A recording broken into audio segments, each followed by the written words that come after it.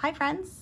In this video I'm going to show you how to do a magic ring. It's also called a magic circle. Those terms are interchangeable.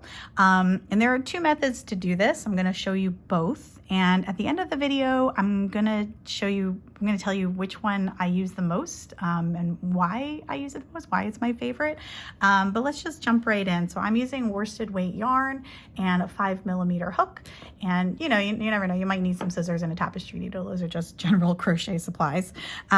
If you are new to magic rings and granny squares in general, I recommend using worsted weight or thicker yarn. It's just the thicker the yarn, the easier it is to hold on to while you're learning, a new somewhat fiddly skill.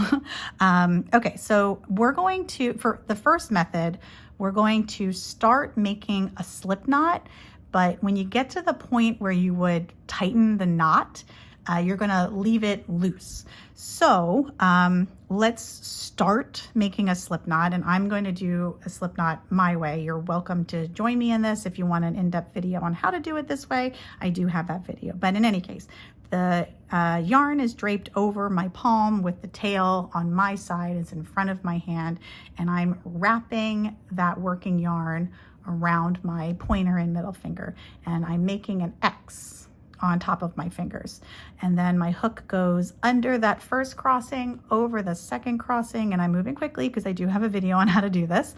And I'm twisting my hook. I'm gonna pull it towards my fingertips, grabbing that yarn, bringing it with you.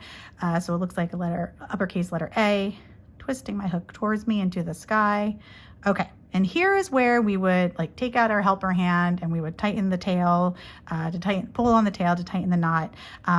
But we're going to leave this loop that's around our helper hand. We're going to leave that loose. Go ahead and use your pointer finger from your working hand, the one that's holding the hook, to support that yarn that's draped over your hook right now. And then you can take your helper hand out of the loop that it was wrapped in. Okay, so for right-handed folks, the correct direction for your ring is as follows. Notice that there's this twisty braided, the part that really looks like a pretzel, that should be facing kind of northwest corner. If you have it facing southeast, just flip it over. Just flip it probably away from you. I guess towards you would be fine too. You want that pretzel-y part facing northwest. For left-handed crocheters, it would be facing northeast. Okay, and then we want that tail to be in front of our working yarn. So tail on your side, working yarn going away from you. And we're leaving this pretzel here. Everything is real loose and silly right now, but go ahead and get your helper hand set up as if you were going to crochet. So I go over my pinky, under, over, and you're going to rotate your palms together, and you're going to pinch your this part where all of the yarn is crisscrossing over each other. And I'm going to pull up with my left pointer finger. And this is why being a confident beginner in crochet is important, because you've got to get your fingers working the way they need to be working. So I'm pulling up with my left pointer finger to tighten that loop that was on my hook. And my pincher fingers are pinching right at that pretzel-y part. Okay, so we have a pretty loose unsupported loop on our hook, which we're going to take care of in a moment. And then we have this pretzel-y bit, and then obviously our circle. And this is the circle, the ring that we would be crocheting into. And notice too that as a right-handed crocheter, the tail is sitting kind of in my left palm. It's heading southwest. Okay, so let's take care of this really loose loop on our hook. We're just going to do a chain. I'm just getting resituated. Let's just do a chain. So yarn over, pull through. And we can tighten that chain, and it's kind of going to act as a slip knot and just support all of this fiddly loose stuff. And to tighten that chain, I'm holding on to the loop on my hook with my right pointer finger, and my left pointer finger is staying strong, it's out. And I'm going to use my pincher fingers to pull. I'm grabbing that pretzel-y bit just to the left of the chain. I'm pulling to the left, and then that knot tightens up. And I'm going to tighten up my loop a little bit by pulling up on my left pointer finger. There we go. Okay, so here we have our magic ring and we have a chain acting as a slip knot. And let's say you're going to make a granny square. Typically you would start with 3 additional chains. That first chain does not count because it's a slip knot basically. And then here's how you would work into the magic ring. So let's do double crochets like we're going to do a granny square. So yarn over and your hook is going into that circle. And notice too that whether you're left-handed or right-handed, I'm working underneath the pretzel-y bit. So I'm going underneath 2 strands of yarn.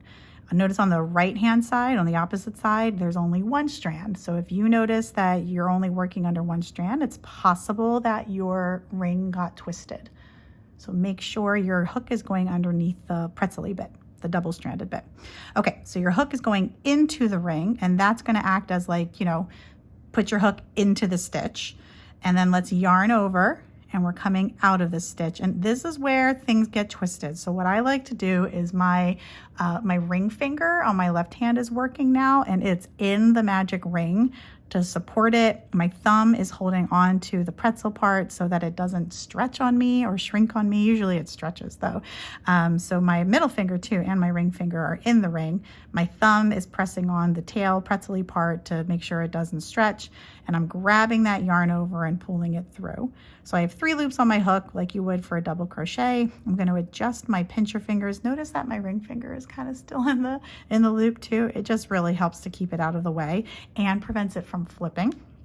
Okay, so let's finish this double crochet. Yarn over, pull through 2, yarn over, pull through 2. And we're going to kind of squish those together. Let's do another double before I show you the next method. So yarn over, go into the ring underneath the double-stranded bit, yarn over, come out, yarn over, pull through 2, yarn over 2, because we all know how to do double crochets. And in another video, I'll talk about how to actually do a double granny square. But that's the basic method. And you can do this with single crochets as well. Same thing, just go into the ring, yarn over, come out, yarn over 2. And when you are done crocheting your first round, according to the pattern, to tighten this ring, you pull on the tail. So with my right hand, I'm supporting my last stitch and I'm pulling on the tail, and like magic, hence the name, it shrinks. Okay, so that's method 1. Let's just take this off and I'm going to show you method 2. So let's get a slip knot on our hook and a proper slip knot. We're not going to leave the pretzel open. And go ahead and chain 4. 1, 2, 3, 4. Okay. We're going to work into our first chain, and essentially this first chain is going to act as our magic ring. So we're going to do a double crochet. So let's just get our yarn over on our hook. And now this is really important. This is my best advice I could give you. Make sure when you go into this chain, you're picking up two loops, 2 bars. So with every chain, you always have 3 bars all together. You have the 2 that make the V on the front, and then you have the one on the back bump, or the dinosaur bump, I heard someone say. So for right-handed crocheters, your hook is going into the V and you're picking up the left bar, but you also want to get that back bump on there. So it looks like you've got 2 loops on your hook. So it kind of looks like you went into a stitch. When you go into a stitch the right way, it looks like you picked up 2 stitches because you picked up the V. Okay, so let's finish our double crochet. Yarn over, pull through 1, pull through the chain, and then yarn over, pull through 2, yarn over, pull through 2. And then let's do another one. So you would be working right into that big space where you can see your previous double crochet, the little feet of it are wrapped around, they're going into that loop there. That's the magic ring, and you're going to be placing all of your stitches, everything that needs to be done on the first round, into that ring, that first chain. So let's just do another one. Yarn over, go into that ring, and make sure we're still picking up the 2 bars of that first chain. Yarn over, come out of the chain / ring, yarn over 2, yarn over 2. This is a nice method if you want to do like a triangle shawl too, because it does have a very nice point there. It makes a very nice, pretty precise triangle. Okay, so those are the two methods for magic rings, magic circles. You could either do the half of a slip knot and leave the pretzely loop there and work into it that way, or you can make your 4 chains and work into the first chain. Okay, so when I'm doing granny squares, or if I'm doing like a top-down beanie hat, I like to do the first method. And the reason why is because I can get a real tight center, because I can continue to pull that tail to tighten that center. It's already pretty nice and tight and it's wool yarn, so it's holding on to itself really good. But if ever the center of your granny square starts to get a little bit loose, you just pull that tail from the back usually. I'm supporting my last stitch in that first row and I'm just pulling on the tail, not too hard, because if you pull too hard on yarn, it can snap. So that's what I really like about the first method, because you can get a real tight circle there, like a tight booty hole. This is the second method where you work into a chain. Notice that, like, there's a space in there, right?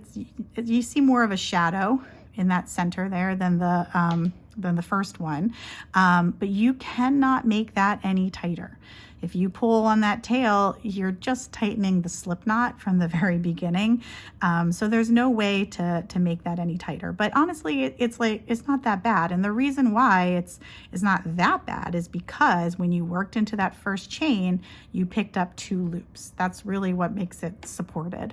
So, it's potato. The thing that I like about the second method, though, is that for a beginner, it is less fiddly, because for the first method you have this loose loop and things could be flipped over the wrong way. So for beginners, it is easier to learn this second method where you have 4 chains and you work into the first chain.